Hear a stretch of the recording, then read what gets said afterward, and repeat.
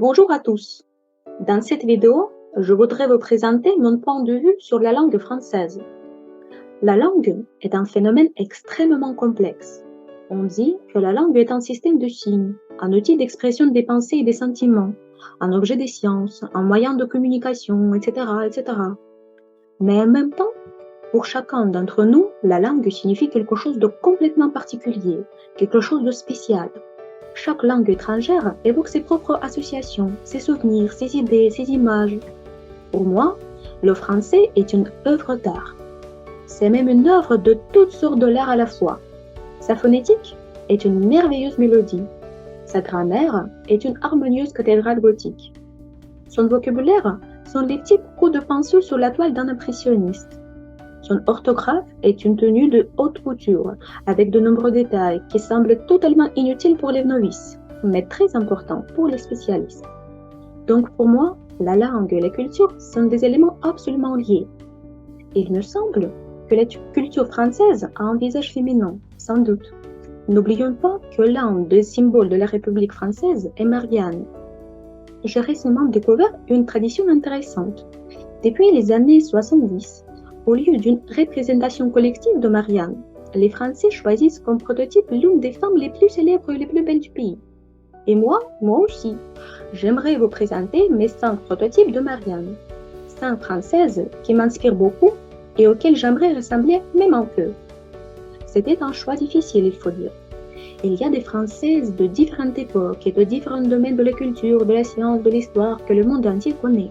Jeanne d'Arc, Marie Curie, George Sand, Simone de Beauvoir, Edith Piaf, Coco Chanel, etc. Mais moi, je voulais choisir celles que nous connaissons peut-être un peu moins.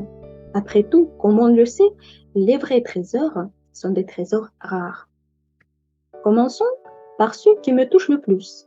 Ma Marianne, dans le domaine de la musique, c'est une grande pianiste, Yvon Loriot. La muse et seconde épouse du compositeur Olivier Messiaen. C'était une femme très forte, exceptionnelle dans son domaine. Sa technique pianistique a fait l'objet de légendes.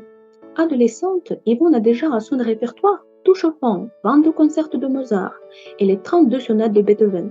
C'est incroyable. Messiaen, son mari, n'était pas seulement un compositeur, mais aussi un ornithologue. Il adorait les oiseaux. Avec Yvon, ils ont parcouru le monde à la recherche des voix d'oiseaux uniques. C'était ainsi qu'est né le catalogue des oiseaux, un cycle unique de 7 cahiers, contenant les voix des centaines des oiseaux. Messiaen appelait avec tendresse sa femme Mon Loriot, parce que le nom de famille d'Yvon ressemblait au nom de petits oiseaux chanteurs. À écouter absolument le catalogue des oiseaux, les visions de la reine et l'équateur de la fin du temps, qui a été écrit alors que Messiaen était dans un camp de concentration. Dans l'industrie du cinéma, ma Marianne est Agnès Varda.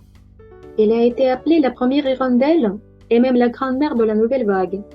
Cette réalisatrice et photographe a marqué le 7e art à travers ses films qui faisaient les promotions de la femme libre de penser et d'agir. Agnès Varda avait un Instagram où elle postait des selfies et des photos de chats. Peu avant son anniversaire, elle a reçu un Oscar pour ses services rendus au cinéma et a dansé avec Angelina Jolie. Agnès a décrit cette récompense comme un Oscar pour les pauvres, parce que ses films n'ont jamais été connus du grand public. Mais pour moi, ces films sont vraiment merveilleux, à voir absolument.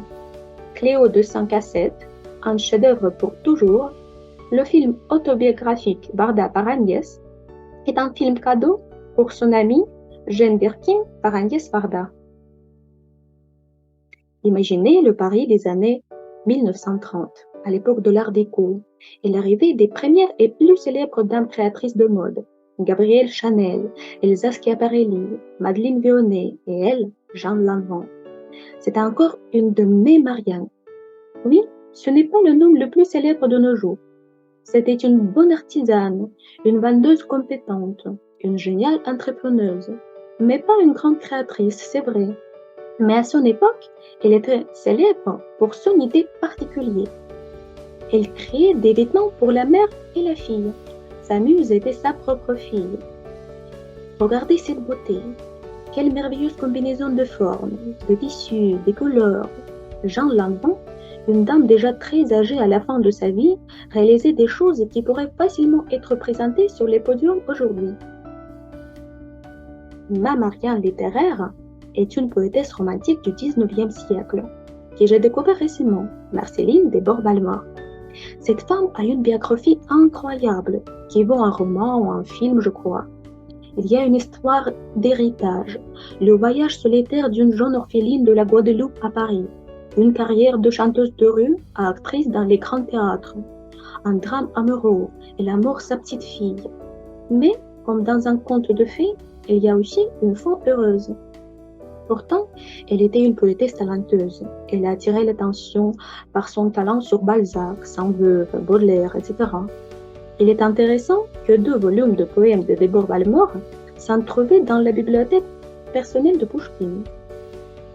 Mais bien sûr, elle est connue comme conteuse pour les enfants.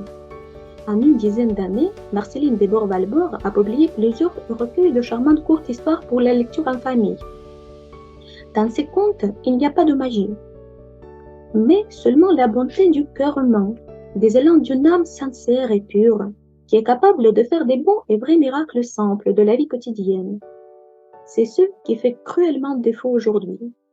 Victor Hugo appelait Marceline reine des sentiments. Je pense qu'il n'est pas trompé. À lire absolument tous les contes que vous trouverez. Ils sont vraiment merveilleux, simples et gentils, très bons pour la lecture à l'école primaire.